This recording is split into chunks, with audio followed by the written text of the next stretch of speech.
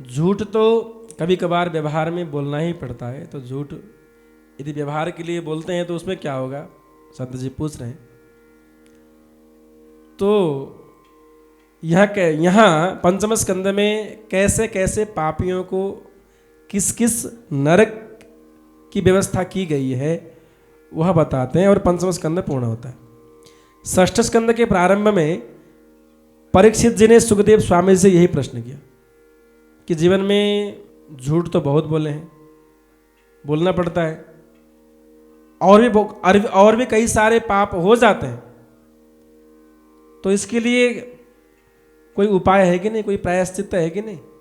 तो षष्ठ स्कंद के पहले अध्याय में कहते हैं तपसा ब्रह्मचर्येण समेन च दमेन च त्यागेन सत्य शौचाभ्याम यमेन च नियमेन च।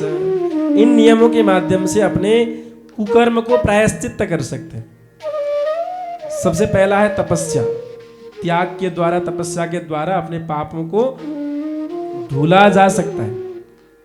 दूसरा है ब्रह्मचर्येण, ब्रह्मचर्य के माध्यम से, समेन सहन करके, दमेन अपने इंद्रियों को दमन करके, त्यागेन त्याग के द्वारा, सत्य शौचाभ्याम शुद्धता पवित्रता को जीवन में अवलंबन करके अपने पापों का प्रायश्चित कर सकते हैं। प्रेम से कहिए राधे राधे।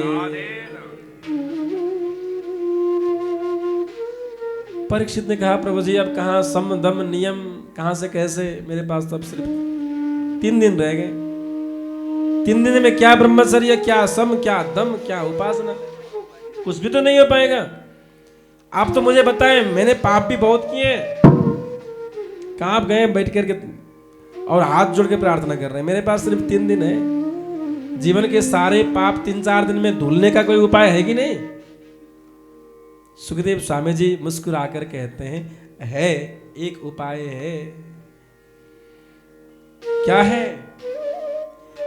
कहते हैं सकृन् मनः कृष्ण पदारविन्दयोः निवेशितं तद्गुणरागियैरिह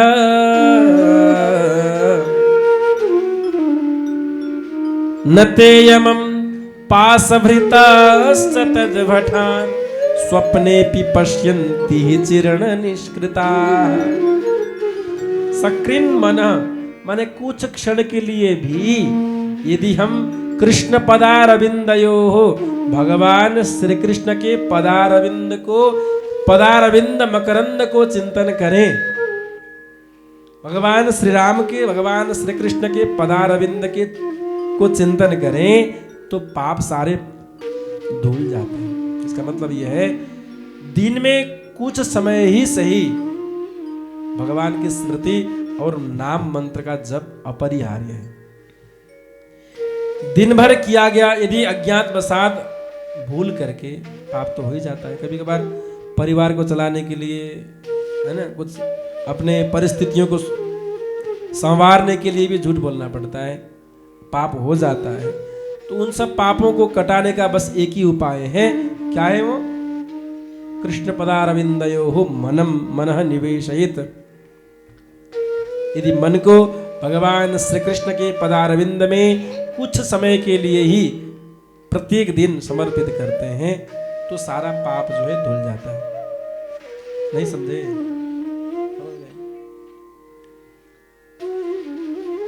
तो जीवन के सारे पाप धुलने का बस एक ही मंत्र है, वह है भगवान नाम।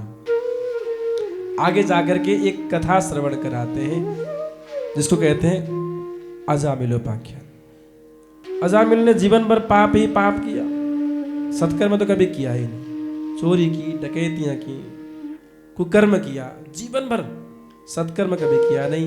एक बार संतगण घर में आ गए, भूल से घर पे रह गए, उसका अन्न खाया तो संतों ने मन ही मन सोचा ये तो पापी धूर्त निकला, बहुत ही बड़ा पापी निकला, पर भी इनका अन्न हमने खाया है तो इनके उद्धार के लिए कुछ तो करना पड़ेगा। बेटा आप क्या करते हो? कहा मैं चोरी करता हूं, और कुछ डकैत करता हूं, और कुछ कत्लेआम लोगों को मार देता हूं। और कुछ झूठ बोलता हूं। अब सारे काम तो गिनाए पर सब पाप वाले थे। बेटा एक झोली माला है, जाप कर लेना। अजामिल कहता है जाप, मंत्र जाप हमसे? देखो बाबा जी, हमसे ये सब काम मत करवाओ। संतों ने कहा बेटा सुनो, भोजन कराने के बाद ब्राह्मणों को दक्षिणा देना पड़ता है। आपने भोजन तो कराया, दक्षिणा दिया नहीं। अजामिल डाकू कहता है मैंने आपकी झोली, त्रिशूल, डमरू ये सब छीन नहीं रहा हूं, लूट नहीं रहा हूं, बस यही दक्षिणा समझ लीजिए, जाइए निकल जाइए। संतों ने कहा ये कर लो बात, अब क्या कहें, कुछ भी मान नहीं रहा है। बेटा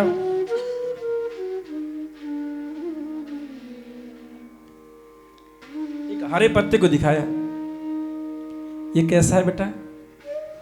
अजामिल डाकू कहता है यदि हरि कहूंगा, हरा है कहूंगा तो हरि का नाम आ जाएगा, इसलिए कच्चा है कह दिया। पात जो है कच्चा है तो हरि का नाम नहीं आया। इतना स्वांठ, वज्र स्वांठ है कि उसने कभी जीवन में भूल कर के भी हरि का नाम, भगवान का नाम लिया नहीं। संतों ने कहा अब क्या करें क्या करें क्या करें। अच्छा तुम्हारे बेटे कितने हैं? बोले 5 बेटे हैं। क्या नाम है? रिंटू, पिंकू, चिंटू, ये सब बताया नाम। रिंटू, पिंटू, सिंकू, जिंकू, वही सब नाम बताया। संतों ने कहा अब फिर अब जो बच्चा हो उसका नाम नारायण रख देना। कहता है नहीं नहीं नहीं, ऐसा नाम नहीं रखूंगा, आपका जो संतान होगा उसका नाम तो कुछ और ही, प्रिंस रखूंगा, कुछ और रखूंगा। बातचीत चली रही थी, उधर से पत्नी आ गई। सुनो सुनो, संत लोग कह रहे हैं, ब्राह्मण लोग कह रहे हैं, तो एक आध मान लो ना। शुरू में तो अटक के बोल रहा था, जब पत्नी बोली कि रखो तो ठीक है, जब तुम कहती हो तो क्या कहूं।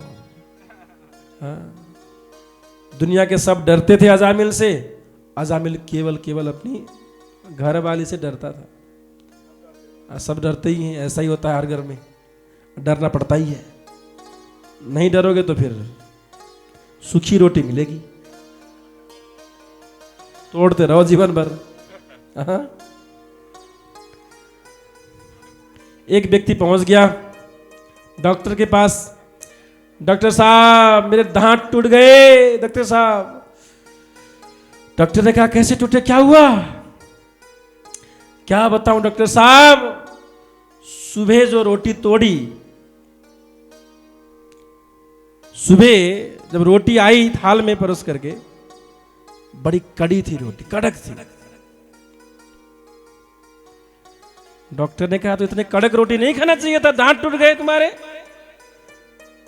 नहीं खाना चाहिए था। व्यक्ति ने कहा नहीं खाया इसलिए टूटा है, खाने से नहीं टूटा है। हमने कहा नहीं खाएंगे तो दांत टूट गए।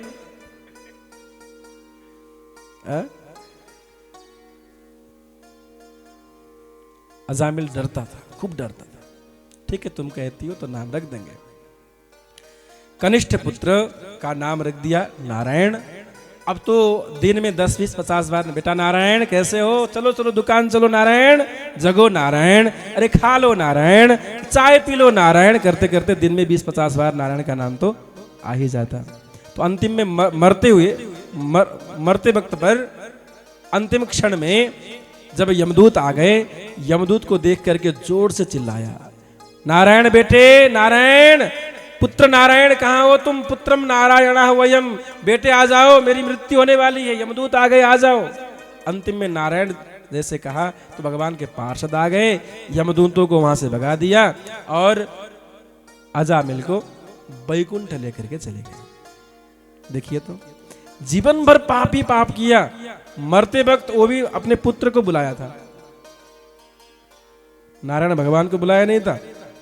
भूल बस नारायण का नाम जिह्वाग्र में जो आ गया तो भी उसे मुक्ति प्राप्त हो गई, भगवत धाम प्राप्त हो गया। वो लक्ष्मी नारायण भगवान की।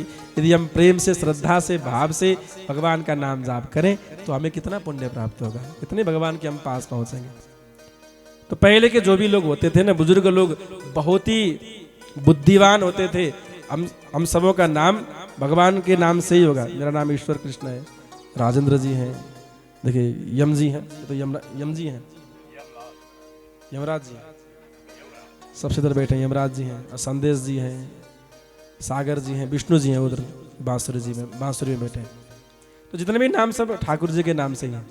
आप सबका भी नाम कुछ ऐसा ही होगा, कोई कमला, कोई राधा, कोई गीता, कोई सीता, कोई कमल, कोई विष्णु, कृष्ण, राम, यही सब नाम होंगे। नहीं, पहले के जो हमारे बुजुर्ग लोग होते थे वे सब पढ़े लिखे होते थे और बुद्धिमान होते थे। आजकल के लोग तो आधुनिकता के नाम पे इतना बर्बादी कर दी कि नाम साम इतना समझ में नहीं आता है। बच्चों के नाम 50 बार सुनो तो भी याद नहीं। राम, श्याम, मोहन, गीता, सीता, ये नाम जब भी अच्छे लगते हैं, चाहे बच्चा हो, चाहे बुजुर्ग हो, वृद्ध हो। एक छोटी सी बच्ची, इसका नाम स्वीटी रख दिया। एक ने एक छोटी सी बच्ची, उसका नाम क्या रख दिया? स्वीटी। अरे स्वीटी कितना सुंदर लगता है नहीं? स्वीटी बेटी, जी पापा, बहुत सुंदर लगता है। जब वही स्वीटी वृद्ध हो जाती है, बूढ़ी हो जाती है, बाल सब सफेद हो जाते हैं,